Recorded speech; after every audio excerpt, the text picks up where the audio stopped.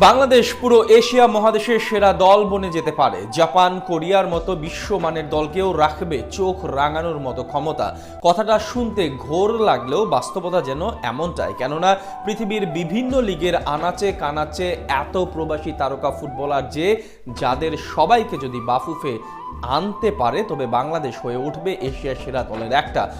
স্বপ্নের ফিফা বিশ্বকাপ খেলাও যেন খুব বেশি কঠিন নয় বাংলাদেশের জন্য। বাংলাদেশ ফুটবলকে পথিক হয়ে পথ চেনাচ্ছেন একজন হামজা দেওয়ান চৌধুরী। বাংলাদেশ ফুটবলের এই স্বপ্ন সারথী লাল সবুজের হয়ে মাঠে নামার ঘোষণা আসার পর থেকেই দেশের ফুটবল পাগল সমর্থকরা এখন স্বপ্ন বনে আবারও দক্ষিণ এশিয়ার শ্রেষ্ঠত্বের সিংহাসনে আরও একবার আহরণ করবে বাংলাদেশ ফুটবল দল। না, শুধু দক্ষিণ এশিয়াই নয়, বরং বাংলাদেশ ফুটবল প্রেমীরা চাইলে স্বপ্ন বনতেই পারে এশিয়া জয়ের। বাংলাদেশের জন্মলগ্ন থেকে যে ফিফা বিশ্বকাপ খেলার স্বপ্ন দেখে, সে স্বপ্ন বাস্তবতার আলো দেখা সম্ভব। কি কথাটা শুনে মনে হচ্ছে পাগলের প্রলাপ? আপনার এমনটা মনে হলেও বাস্তবতা তাই। কেননা বিশ্বের বিভিন্ন দেশে যেসব বাংলাদেশি ফুটবলার রয়েছে, তাদের সবাইকে যদি এক সুতোয় গাঁথা যায়, তবে এশিয়া জয় কিংবা বিশ্বকাপ খেলা অসম্ভব কিছু নয়। চলুন বাংলাদেশি বংশভূত বিভিন্ন দেশের লিগ মাতিয়ে দিয়া ফুটবলারদের নিয়ে একটু আলোচনা করা যাক। প্রথমে দেখা যাক সুলিভান ব্রাদারদের, কাভান সুলিভান এবং কুইন সুলিভান। কাভান সুলিভানের মাত্র 14 বছর বয়সে অভিষেক হয়েছিল মেজর লিগে।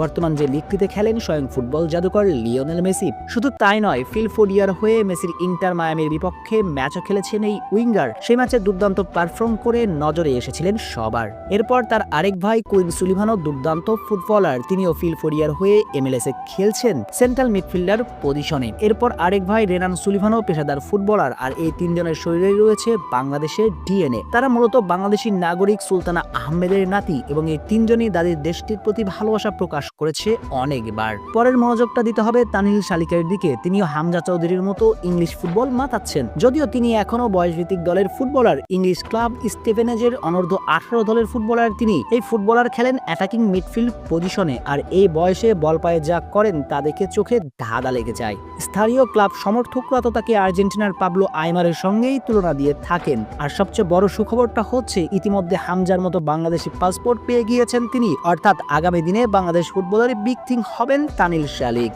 এই তিনজনের বাইরে রয়েছে জাপান ওয়ান লিগ খেলার রিকুতো হাশিমাতো। জাপানিজ ক্লাব ভিসেল কোবের হয়ে খেলছেন এই মিডফিল্ডার। শুধু তাই নয়, ইতিমধ্যে অভিষেক হয়ে গিয়েছে AFC চ্যাম্পিয়ন্স লিগ এলিটে, যেখানে খেলেন দ্য গ্রেট ক্রিস্টিয়ানো রোনালদো। অর্থাৎ তার দল আল নাসরের বিপক্ষে মাঠে নামলে তিনিও মুখোমুখি হবেন CR7-এর। তিনি যে কত বড় মাপের ফুটবলার সেটা বলার প্রয়োজন পড়ছে না আর নিশ্চয়ই। আর এই ফুটবলারের সঙ্গে বাংলাদেশের সম্পর্কটা সরাসরি শিকরের, কেননা হাশিমাতুর বাবা একজন বাংলাদেশি। তাই শিকরের টানিয়ে হাশিমাতু ঠিকই একদিন না একদিন ছুটে আসবেন লাল সবুজের দেশে। এর সব